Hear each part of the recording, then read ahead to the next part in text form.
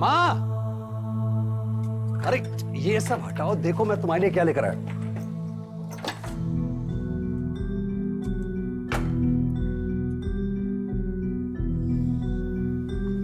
साफ दिखाई दिया? दिख रहा है ना साफ? साफ दिखाई दिया? एकदम साफ दिख रहा है। माँ, एक के बारे सुंदर ही लगचो, क्या हीरोइन लग रही है माँ। पर ये तो महंगा दिख रहा है, इतना महंगा चश्मा क्यों लाया तू? माँ, तुमने सारी जिंदगी तो पाई पाई बचा के काटी, अब बाकी बची हुई जिंदगी तुम अच्छी तरह से काटो, हमारे अच्छे दिन आने वाले हैं।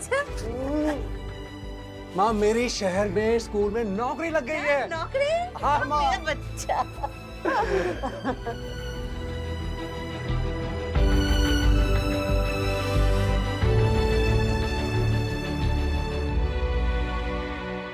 अरे माँ, मैं यहाँ खुश हूँ, तू मेरी इतनी चिंता क्यों करती है? तू इतना दूर रहता है, चिंता तो होती है ना। काश तू इस बार काली पूजा में गांव आ पाता तो। अरे माँ, भाई ना कैसे आते? भाभी इतना लंबा सफर थोड़ी ना कर सकती है इस वक्त। हाँ मेरी माँ, जानती हूँ। तपन बहू कहाँ है? और प्रतुल भी दिखाई नहीं दे रहा है। अरे माँ, प्रतुल तो पूजा करने के साथ ही बाहर चला गया है। आपको तो पता है, उसको रोकना बड़ा मुश्किल काम है।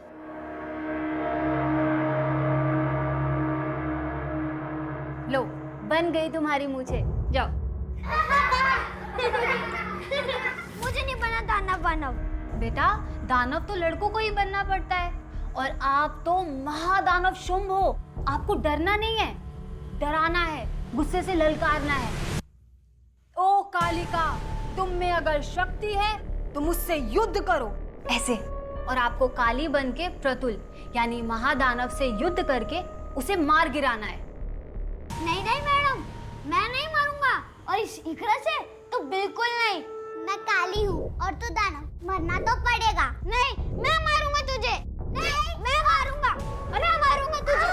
नहीं, छोड़ो प्रतुल। नहीं, मैं नहीं मारूंगा। छोड़ो उसे।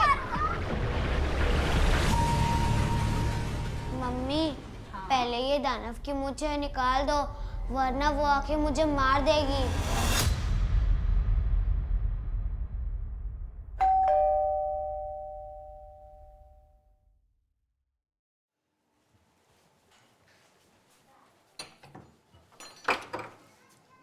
से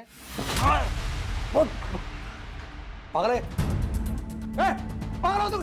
क्या कर रहे हो तुम? नमस्कार, आदाब। क्राइम पेट्रोल सतर्क के ब्लैक हेडलाइंस अध्याय के आज के एपिसोड में आप सबका स्वागत। देखते ही देखते ये घटना एक ऐसी नेशनल न्यूज बन गई जिसने न्यूज रूम से लेकर राजनीतिक गलियारों तक में हलचल पैदा कर दी। एक तरफ इस हत्याकांड के सामने आने के कुछ ही घंटों बाद एक ऐसा राजनीतिक दंगल छिड़ गया कि राज्य की सियासत हिल गई। पुलिस प्रशासन! पुलिस प्रशासन! तपन के हत्यारों को गिरफ्तार करो! गिरफ्तार करो! पुलिस प्रशासन! पुलिस प्रशासन! पुलिस प्रशासन! पुलिस प्रशासन! शांत हो जाइए, हमें अंदर जाने दीजिए प्लीज। हम नहीं हटेंगे, हम नहीं हटेंगे। हट जाइए, हमें अंदर जाने दीजिए प्लीज। हम नहीं जाने देंगे। एक महीने में हमारे 5 कार्यकर्ताओं की हत्या हुई है। इस बार तो बल्कि पूरे परिवार को ही खत्म कर दिया उन लोगों ने। हमारा विश्वास प्रशासन और पुलिस पे से हमेशा के लिए उठ गया है। और ये अपोजिशन पार्टी खेल भी, ये लोग इसमें शामिल है, हमें पूरी तरह से मालूम है। और तो और वो तुम्हारा सुजय घोष, उस पार्टी का नेता, तुम लोगों के साथ मिला हुआ है। हम नहीं जाने देंगे। पुलिस प्रशासन! आरएलपी दल के लोग अपने कार्यकर्ता तपन और उसके परिवार वालों की हत्या को लेकर सड़कों पर आ गए हैं, और पुलिस वालों के कहने पर भी वो मानने को तैयार नहीं है। पुलिस प्रशासन!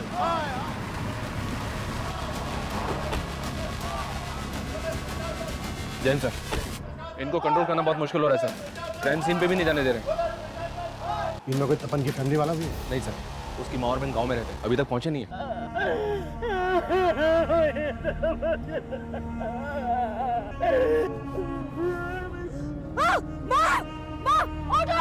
ऑटो रोको। माँ क्या हुआ? माँ क्या हुआ? माँ पुलिस प्रशासन! पुलिस प्रशासन! पुलिस प्रशासन! देखिए, शांत हो जाइए। पुलिस प्रशासन! शांत हो जाइए प्लीज। देखिए, इस वक्त मैं एक पुलिस ऑफिसर के नाते नहीं बल्कि एक इंसान होने के नाते आप लोगों से बोल रहा हूं। जिन लोगों के लिए आप इंसाफ की मांग कर रहे हैं, घंटों से उनके मृत शरीर अंदर पड़े हैं। कम से कम उनकी बॉडीज तो हमें ले जाने दीजिए। और एक बार जरा ठंडे दिमाग से सोचिए, अगर हम लोग इन्वेस्टिगेट नहीं करेंगे तो उन्हें न्याय कैसे दिलवा पाएंगे, इंसाफ कैसे दिलवा पाएंगे? बताओ। चलिए हटिए।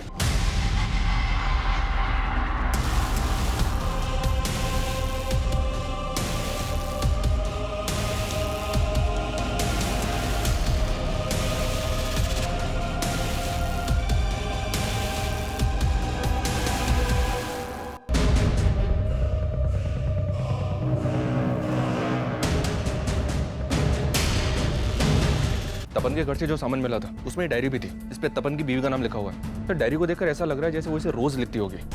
सांगा की ये डायरी साफ इशारा करती है कि तपन और सांगा के बीच कोई तो तीसरा था। कहाँ भाग रही थी?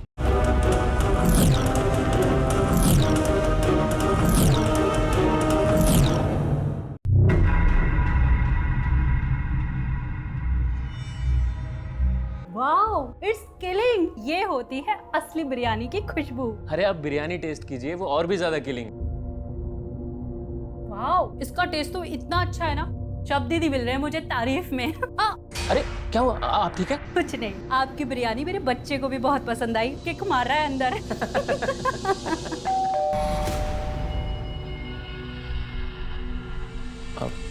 मैं देखता हूँ। गंदी बदबू होती है। शाक तुम? तपन दादा, मैं तो बिरयानी देने आया था। अरे प्रतुल बेटा, तुम तो बड़े अच्छे लग रहे हो, मुझे लगा के हैं। दाना बच्चे नहीं बुरे होते हैं, आप तो मुझे बुरा ही बोलोगे। इकरा के पापा जो हो। प्रतुल, अंकल से ऐसे बात नहीं करते ना। प्रतुल, प्रतुल। अच्छा मैं चलता हूँ। तपन दादा, आप और प्रतुल भी बिरयानी टेस्ट कीजिएगा। हाँ, खुदा हाफिज। खुदा हाफिज। कहाँ जा रहे हो? पुलिस के सामने अपना मुंह खोला ना तो मेरा और अपनी बेटी का मरा मुंह देखोगे।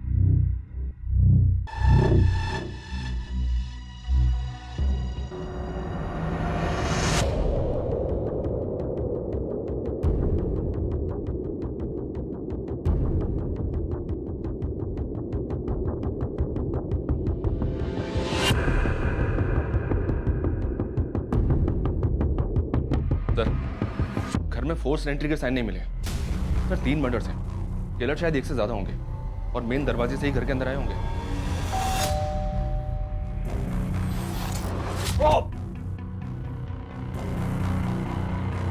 तपन और इसकी बीवी के मर्डर्स काफी ब्रूटल। और यहाँ इनके बच्चे को देखो। लुक, बच्चे को गला दबाकर मारा गया है। जो किलर तपन की प्रेग्नेंट बीवी के घर पर इतनी बेदर्दी से वार करता है, वो बच्चे को सिर्फ गला दबाकर मारता है। आखिर चल क्या रहा होगा किलर के दिमाग में? ये आरएलपी पार्टी वाले तो इन मर्डर्स को राजनीतिक रंजिश ही बता रहे हैं सर। इन लाशों का हाल देखकर तो गहरी रंजिश लग रही है। ऐसा लग रहा है कि एंगल पर्सनल रहा होगा। अगर किलर्स मेन डोर से आए होंगे तो शायद उनके लिए दरवाजा खोला गया होगा। मे बी तपन की फैमिली के जान पहचान वाले रहे हैं। गौतम, आसपास पता करवाओ, शायद कल रात किसी ने किसी को आते जाते देखा हो। सर,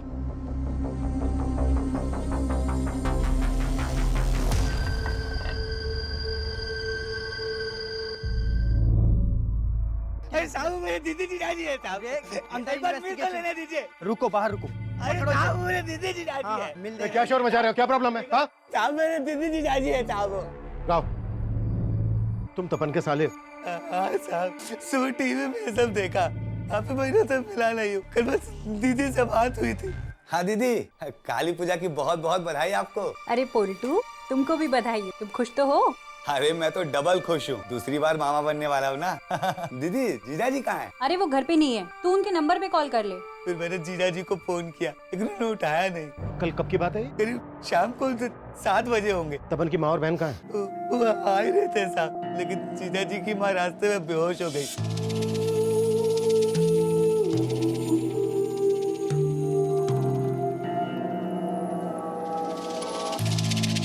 कल रात आपने किसी को तपन के घर पे आते जाते हुए देखा था?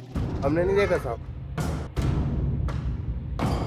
सर, इनका कोई भी पड़ोसी खुल के सामने नहीं आ रहा। समझ में नहीं आ रहा कि कोई कुछ जानता भी है या नहीं।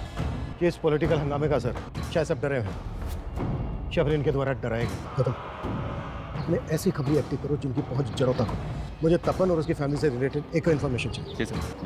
चाहिए। सर, आपको क्या लगता है इन हत्याओं के पीछे किसका हाथ है? सर, एक तरफ आरएलपी पार्टी के नेता पारस सिन्हा के इस मामले में बयानबाजी चल रही है, वहीं दूसरी तरफ पुलिस इस मामले में अपनी कोई भी प्रतिक्रिया देने से बच रही है। दो बिल्लियों की लड़ाई में ना रोटी हमेशा बंदर ही खाता है। बाबा, मैं आपसे कुछ बात कर रहा हूँ, अपनी जमीन तो बचा लोगे ना आप? अपनी जबान को थोड़ा लगाम लगा। क्यों चुप गई मेरी बात? या उनके मौत के बारे में सुनकर आपका गला भराया? बाबा, एक बात ध्यान रखना, ये वही लोग हैं जिन्होंने आपका गला पकड़कर आपकी पस्तून तक गीली कर दी थी। बाप की इज्जत नहीं करता कोई बात नहीं, कम से कम अपनी बहन के सामने तो अपनी जबान से गंदगी मत निकाल। बात करता है। ये तपन और संगा की कॉलेज टीम है। जिन जिन के साथ भी इन दोनों की बात हुई थी उन सबको बुला के इंक्वायरी करो। सर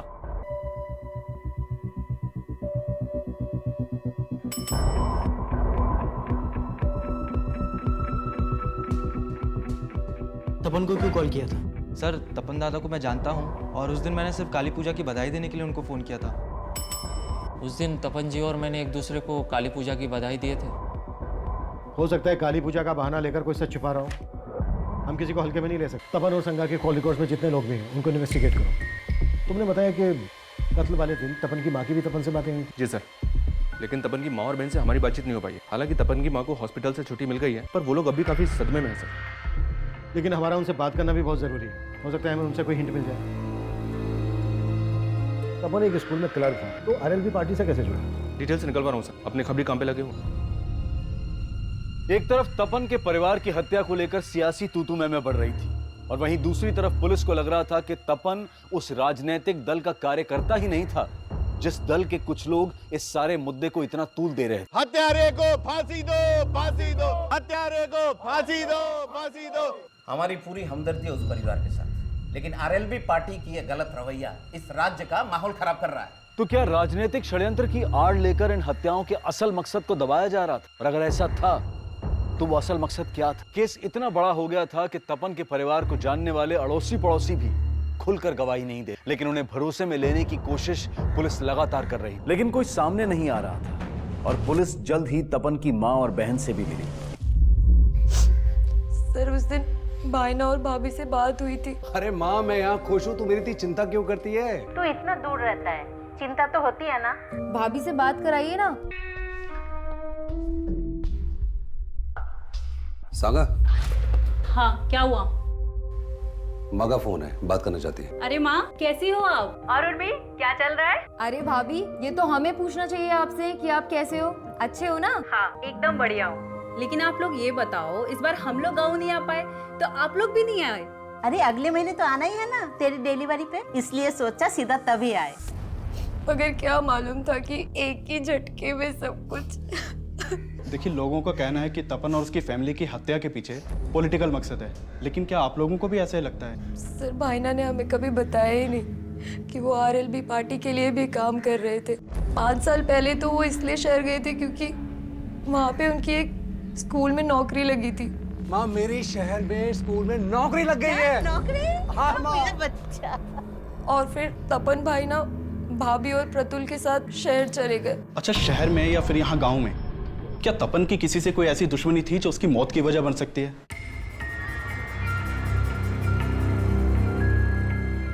सर, तपन के घर से जो सामान मिला था उसमें डायरी भी थी, इस पे तपन की बीवी का नाम लिखा हुआ है, उसी की होगी।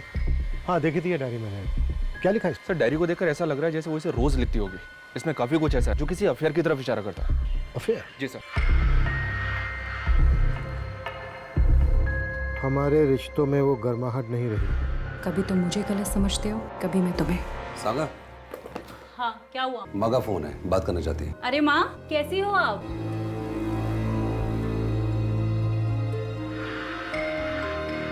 ना कभी तुम कुछ बोल पाते हो और ना कभी मैं।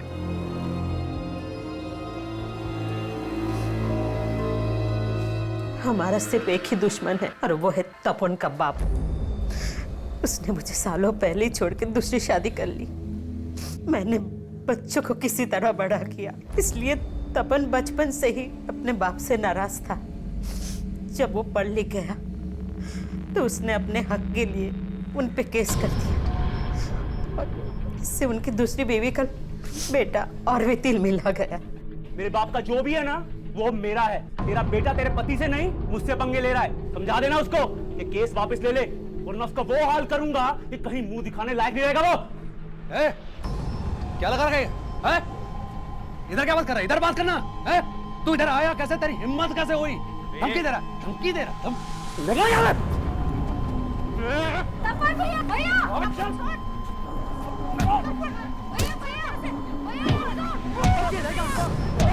छोड़ उसे। छोड़। मारेगा। ले जा यहाँ से। और तुम्हारा केस ना कोर्ट में जाएगा, वो फैसला करेगा तुम्हारा। तुमने मेरी माँ को जो भी परेशानी दी है ना, सबकी कीमत चुकानी पड़ेगी। लेके जा। देख लूंगा तेरे को मैं। आखिरकार हमने केस जीत लिया था और अदालत ने हर जाने के साथ साथ उनकी आधी जायदाद हमारे नाम करवाने का फैसला सुनाया था। तो आप लोगों को ऐसा लग रहा है कि तपन और उसके बीवी बच्चे को मारकर उसने आपसे बदला लिया?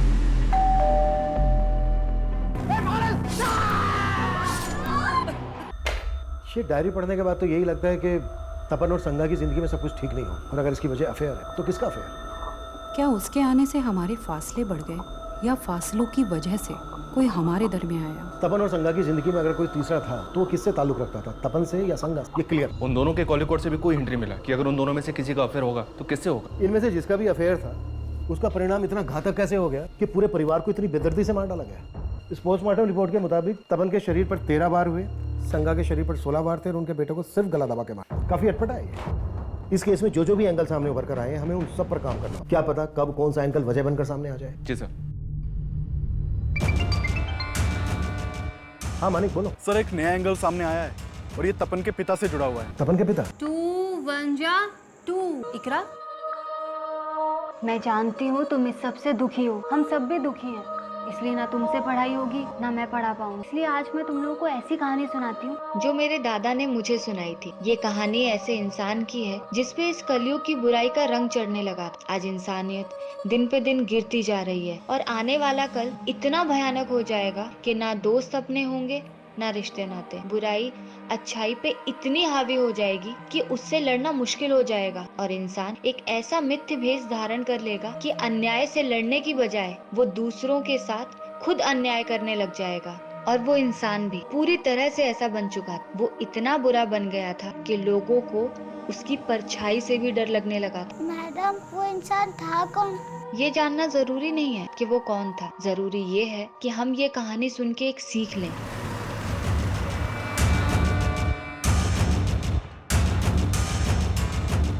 अरे कहाँ गुल खिलाकर आए हो आप, जो आपके पीछे पीछे पुलिस भी आ गई यहाँ पर?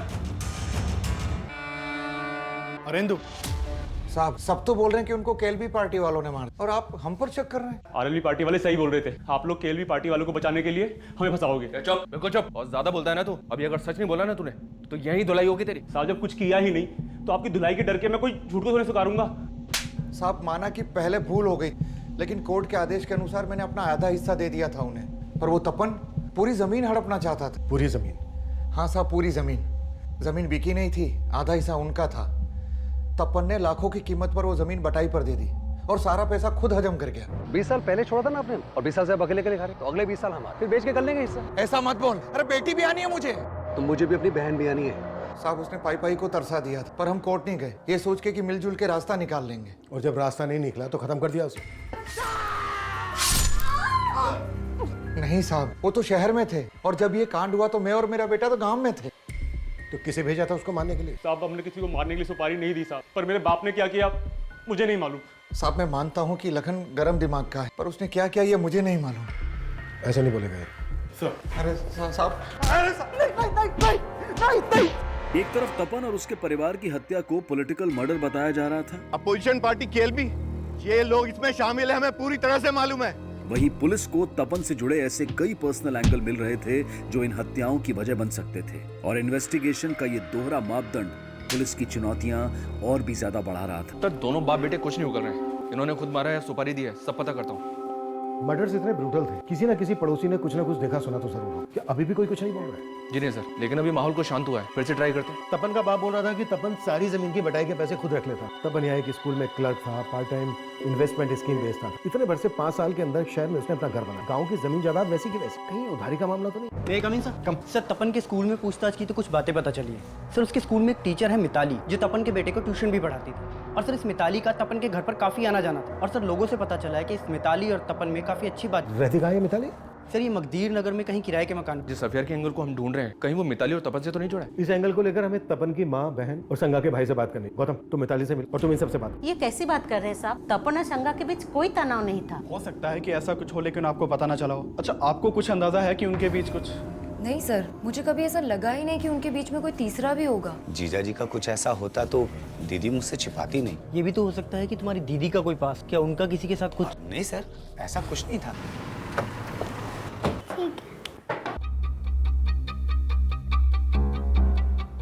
सर काली पूजा वाले दिन ही मैंने आखिरी बार तपन जी और प्रतुल को देखा था। मैं काली हूँ और तू दानव, मरना तो पड़ेगा। नहीं, मैं मारूंगा तुझे। नहीं, मैं मारूंगा। अरे ये क्या हो रहा है? उठो बेटा, उठो, आप उठो। उठो उठो उठो। ये क्या कर रहे बेटा? मुझे घर जाना है।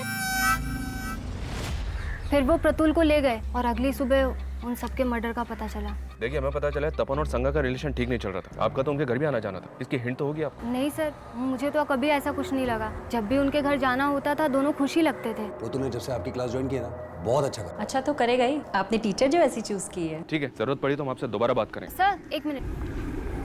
सर तपन जी आरएलबी पार्टी में कितना एक्टिव थे ये मैं नहीं जानती, लेकिन वो समाज सेवा में हमेशा आगे रहते थे। सर हमारे स्कूल के पास सरकारी ज़मीन का एक हिस्सा बड़े टाइम से खाली पड़ा हुआ था और एक कम्युनिटी के लोग उस पर अपना कब्जा जमाना चाहते थे। तपन जी आजकल ये लोग रोज यहाँ इकट्ठा हो जाते हैं, आखिर चक्कर क्या है? मुझे खबर मिली है कि ये लोग इलीगल तरीके से जमीन को हथियाने की कोशिश कर रहे हैं, जो मैं होने नहीं दूं। अरे बच्चों की जगह ही मैं कोर्ट में इनके खिलाफ पिटीशन दायर करने वाला हूं। सर उनके पिटीशन डालने की वजह से ही कोर्ट के आदेश पे वो जमीन म्युनिसिपल कॉर्पोरेशन को दे दी गई। तो मतलब आप कहना चाहती हैं उन लोगों ने तपन के परिवार को? हो सकता है। उनका नेता उस्मान बड़ा ही दबंग आदमी है, हो सकता है उसको पता चल गया हो कि वो पिटीशन तपन जी ने ही फाइल की थी। सर मिताली की बात सही निकली कि तपन ने उस्मान और उसके कुछ आदमियों के खिलाफ पिटीशन फाइल की थी। ये उस्मान तपन के घर के नजदीक ही रहता है। मानी को भेजा है उस्मान को बुलाने के लिए।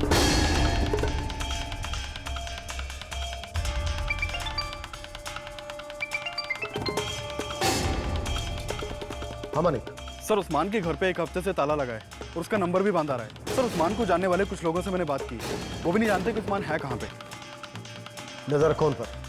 वो जरूर जानते होंगे कि इस वक्त उस्मान कहाँ है और उस्मान के लिए लुकआउट नोटिस जारी करना। सर उस्मान के गायब होने का तो यही मतलब निकलता है कि वो इन मर्डर्स में इन्वॉल्व है।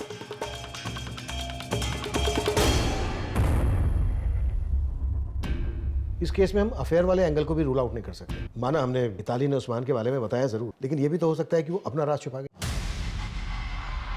सांगा की ये डायरी साफ इशारा करती है कि तपन और सांगा के बीच कोई तो तीसरा था।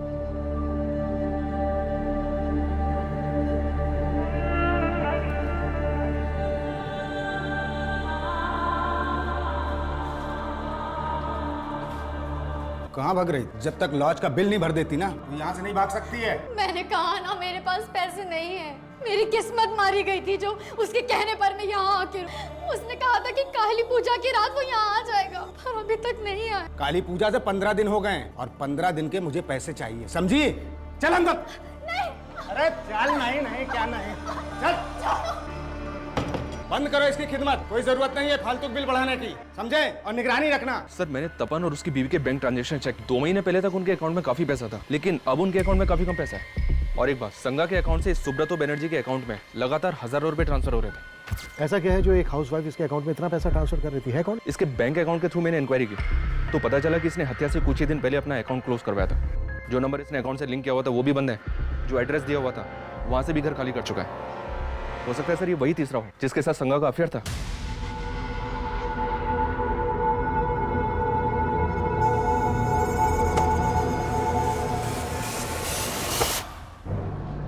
कहीं ऐसा तो नहीं है कि सुब्रतो बनर्जी संगा को किसी वजह से ब्लैकमेल कर रहा है? इस सुब्रतो बनर्जी के लिए तलाश शुरू करवा दी मैंने। और उस्मान, उसका कुछ पता चला? फिलहाल तो नहीं, उसकी भी तलाश जारी है।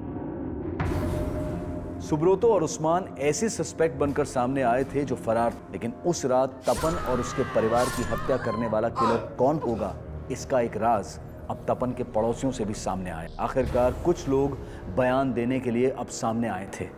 बोलिए। सर हम पहले से कहना चाहते थे, लेकिन तब माहौल ऐसा था कि हम डर रहे थे। क्या बोलना चाहते थे आप लोग? साहब काली पूजा वाली रात एक आदमी को उनके घर के बाहर देखा था। पहले वो मुझे देखकर रुक गया था, पर मैं अपनी सब्जी की थैली बाइक पर भूल गया था। बाद में मैं आया तो देखा कि वो तपन के घर की बेल बजा रहा था। कौन था वो आदमी? उसको पहले कभी देखा था यहाँ?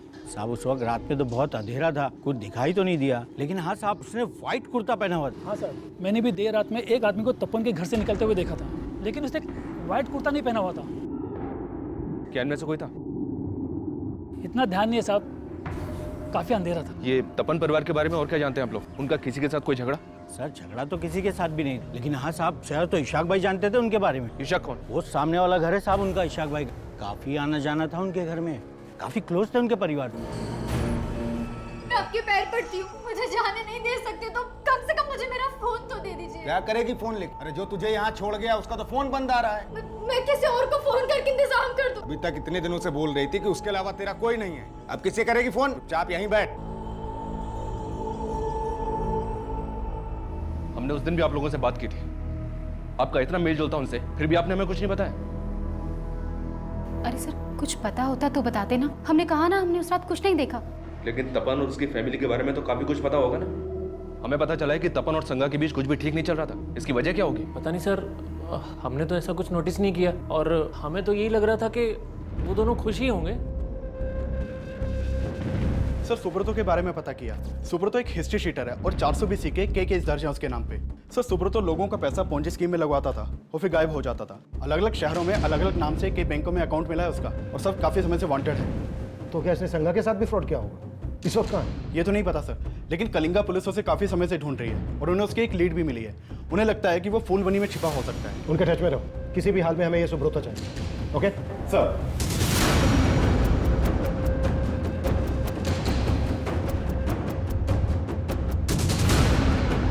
सर अगर अफेयर का एंगल है तो शायद ईशा के तबस्सुम में से भी किसी का तपन या संगा से अफेयर हो सकता है। जिन 2 आदमियों को पड़ोसी ने देखा था उनकी आइडेंटिटी पता करने पर ज्यादा जोर। उन लोगों ने उसे ठीक से नहीं देखा था सर, फिर भी ट्राई कर रहा हूँ स्केच बनवाने के लिए। तपन के घर के बाहर देखे गए अनजान आदमी का स्केच बनवाने की पुलिस ने कोशिश तो की, लेकिन जो स्केच बनकर सामने आया उसको पहचान देना नामुमकिन नजर आ रहा था। सर उस्मान के बारे में पता चला। ये उस्मान इशाक की बीवी तबस्सुम का दूर का रिश्तेदार भी है।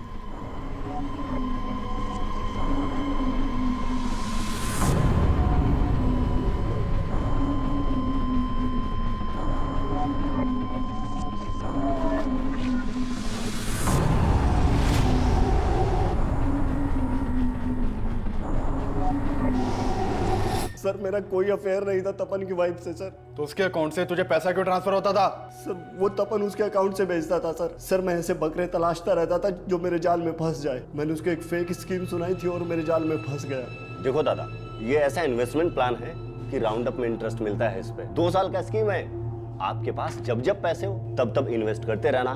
18% ब्याज के साथ सारा पैसा वापस मिलेगा। अच्छा जी दादा, और मैं चाहता हूं कि आप इसमें इन्वेस्ट जरूर करो। लेकिन सर वो मेरे लालच के बाद मेरे जाल में फंस गया और मैं जितना पैसा वसूल सकता था मैंने वसूल। लेकिन सर आप मेरा विश्वास कीजिए सर, मैंने किसी को नहीं मारा सर, मैं सच बोल रहा हूँ सर, मैंने किसी को नहीं मारा।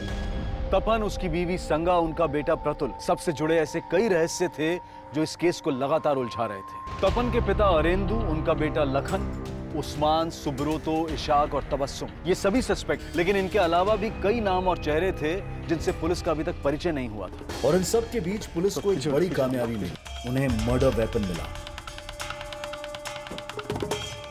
सर ये थैली में ये खून से सना हुआ कुर्ता मिला है। सर इस कुर्ते में सब जगह खून लगा हुआ है और सर एक कोयता मिला है, इसमें भी काफी खून लगा हुआ है। सर ये सारा सामान यहाँ डंप किया गया था। आइए सर इस सब सामान को इस थैली के अंदर डाल के इस पत्थर के पीछे यहाँ डंप किया गया था। सर आदमी सुबह यहाँ से जा रहा था, इसने ये थैली देखी और हमें इन्फॉर्म किया। सर ये जगह तपन के घर से ज्यादा दूर नहीं है। एक विटनेस ने बताया था कि हत्या वाली रात को एक आदमी व्हाइट कुर्ते में तपन के घर के बाहर देखा गया था। ये कोयता मर्डर वेपन हो सकता है सर।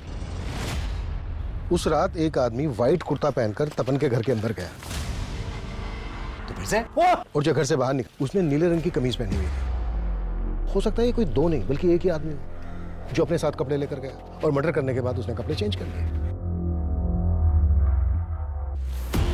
और फिर व्हाइट कुर्ता और कोयता लाकर इस पत्थर के पास डंप कर दिया। आसपास पता करो, शायद काली पूजा की रात को उस किलर को किसी ने यहाँ पर ये सब डंप करते हुए देखा। Okay sir.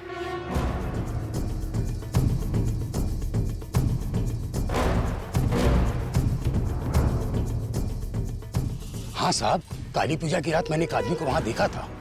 रात देर हो गई थी, मेले से वापस आ रहा था, उसी समय मेरी नजर उस पर पड़ी। साहब वो ऐसे घूर के मेरी तरफ बढ़ा कि मैं तो घबरा ही गया था। क्या उस आदमी ने नीले रंग की शर्ट पहनी थी? हाँ शायद। उस आदमी की तस्वीर बनवाने में क्या आप हमारी हेल्प कर सकते हैं? सुजोय जी, आरएलबी पार्टी के 5वें कार्यकर्ता की हत्या, वो भी उनके पूरे परिवार समेत। हमारी पूरी हमदर्दी है उस परिवार के साथ, लेकिन आरएलबी पार्टी की यह गलत रवैया इस राज्य का माहौल खराब कर रहा है। लेकिन उनके इल्जाम आपकी पार्टी पर नहीं, सीधे आप पर हैं। उनका आरोप एकदम मिथ्या है। हम लोगों ने ऐसा कोई गलत काम किया ही, वो लोग ऐसे। तपन और उसकी फैमिली के मर्डर्स को लेकर तो ऐसी राजनीति हो रही है जैसे तपन आरएलबी पार्टी में कोई बहुत बड़ा नेता था। और सोशल मीडिया की वजह से तो इतनी अफवाह फैल गई है कि पूरा का पूरा शहर जल उठा है। सर ये तपन स्कूल में क्लर्क होने के साथ साथ लोगों को इंश्योरेंस और इन्वेस्टमेंट स्कीम्स भी बेचा करता था। इसने आरएलबी पार्टी के कई लोगों को ऐसी स्कीम्स बेची थी। इसलिए पार्टी दफ्तर में इसका आना जाना था। लेकिन मैं जब पार्टी नेता पारस सिन्हा से मिला तो उसने बोला तपन ने हमारी पार्टी ज्वाइन। तपन ही क्या, मैं और हमारे सारे कार्यकर्ता बहुत से काम करते। इसका मतलब ये नहीं कि हम पार्टी में नहीं हैं। लेकिन जिस तरह का ये माहौल पैदा किया जा रहा है उससे तो ऐसा ही लग रहा है कि कहीं इन मर्डर्स का मकसद पॉलिटिकल माइलेज हासिल करना तो नहीं है। माइलेज तो मिल रहा है सर आरएलबी पार्टी और उसके नेता पारस सिन्हा को। तो क्या इन मर्डर्स में या फिर ये मर्डर्स किसी और मकसद के लिए हुए और ये इसे अपने फायदे के लिए इस्तेमाल कर रहे हैं। जो भी है, हम सुजय और उसकी पार्टी के लोगों को क्लीन चिट तो नहीं दे सकते।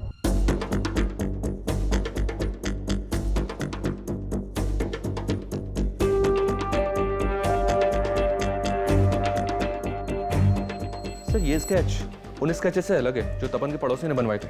सर एक मिनट, सर ये आदमी कहीं देखा देखा लग रहा है। हाँ सर, इसे तो हमने पूछताछ के लिए बुलाया था।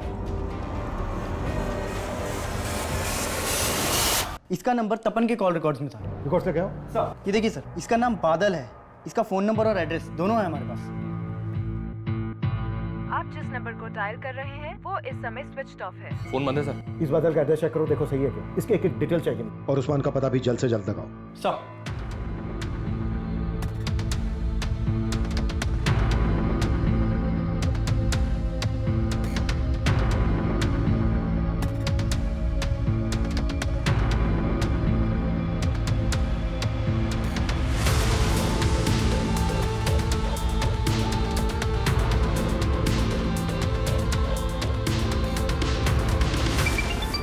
हाँ गौतम बोलो। सर बादल के घर पे भी ताला लगा हुआ है। और एक बात, आसपास इंक्वायरी की तो पता चला कि बादल पास के गांव की एक लड़की को भी भगा ले गया था।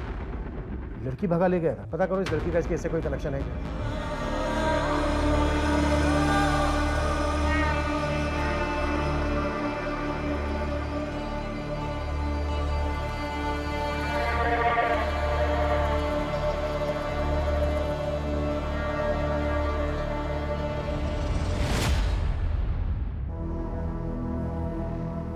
मैं खाला के यहाँ जा रही हूँ, लेकिन तुम घर से बाहर निकलने की सोचना भी मत। इकरा, तुम्हारे अब्बू घर से बाहर निकले तो फौरन मुझे फोन।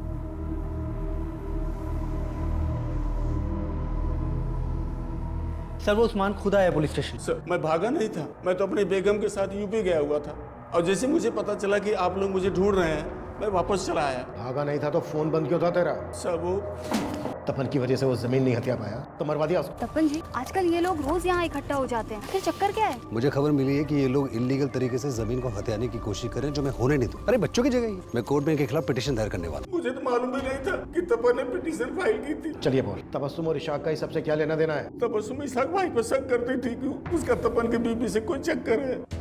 सर मैंने बादल के कॉल रिकॉर्ड्स चेक किए। ये देखिए सर बादल के कॉल रिकॉर्ड में एक बरुणी नाम की लड़की का नंबर मिला है। सर बादल और बरुणी के बीच में काफी बातचीत होती थी। सर ये वही लड़की है जिसे लेकर बादल भाग गया था। सर काली पूजा वाले दिन भी इन दोनों के बीच में काफी बातचीत हुई थी। सर बादल का नंबर तो बंद आ रहा है लेकिन बरुणी का नंबर चल रहा है और हम उसकी लोकेशन ट्रेस करने की कोशिश कर रहे हैं।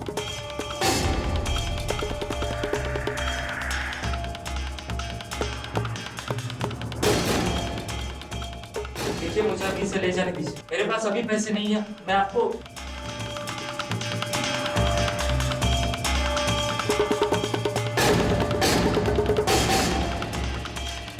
क्या बादल सचमुच हत्यारा था या उसे एक मोहरा बनाकर एक बड़ी चाल चली गई थी?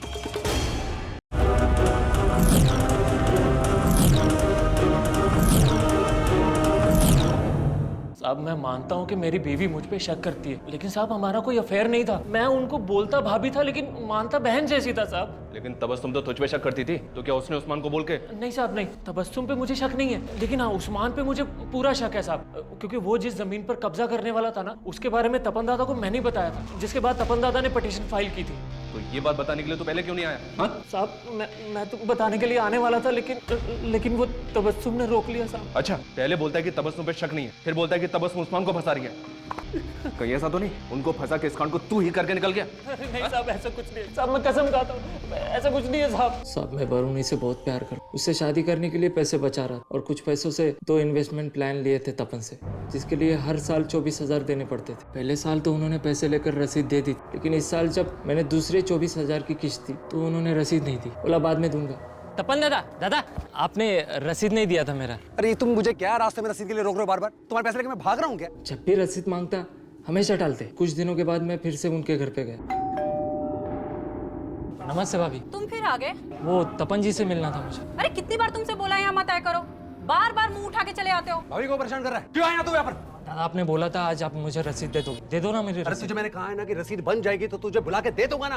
आप मुझे पैसे नहीं दे रहे, रसीद नहीं दे रहे, इसका मतलब आप मुझे धोखा दे रहे। मैं धोखा दे रहा हूँ? धोखा दे रहा हूँ? अब चल निकल यहाँ से। दो कौड़ी का आदमी नगद मत आना यहाँ पर। साहब तपन और उसकी बीवी ने मुझे बहुत बेइज्जत किया। उस दिन ऐसा लगा कि वो तपन जिसने पैसा पैसा जोड़कर आज ये मकाम हासिल किया था, उसे मुझ जैसे एक छोटे से इंसान के मेहनत के पैसे की कोई कदर ही नहीं। मेरा माथा ठनक गया और मैंने सोच लिया कि मैं इन दोनों को बताऊंगा कि एक छोटा सा इंसान अपनी मेहनत की कमाई के लिए क्या कर सकता है। तो फिर से क्या कर रहा है तू?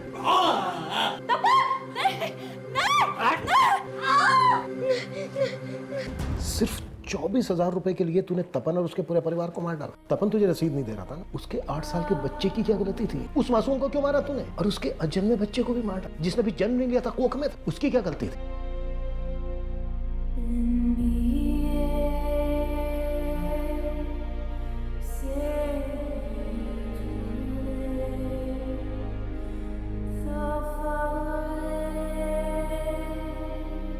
जिस सरगर्मी से इस केस की शुरुआत हुई उतना ही सहमा हुआ इसका अंत। सिर्फ 24,000 रुपए की एक रसीद को लेकर हुई कहासुनी ऐसी जघन्य हत्याओं की वजह बनी। पर तपन और सांगा के बीच जिस तीसरे इंसान को तपन और सांगा के तनाव की वजह समझा जा रहा था, उस बारे में पुलिस को कुछ भी नहीं मिला था। अपने परिवार को एक बेहतर जिंदगी देने के लिए तपन ने उम्र भर संघर्ष किया और जैसा कि मिताली की कहानी के नायक के साथ हुआ, एक समय के बाद तपन को भी कामयाबी की चाबी मिल ही गई। लेकिन समय के साथ उसकी परछाई में ऐसी सेंध लगी कि वो बादल के लिए नायक से खलनायक में तब्दील हो गया।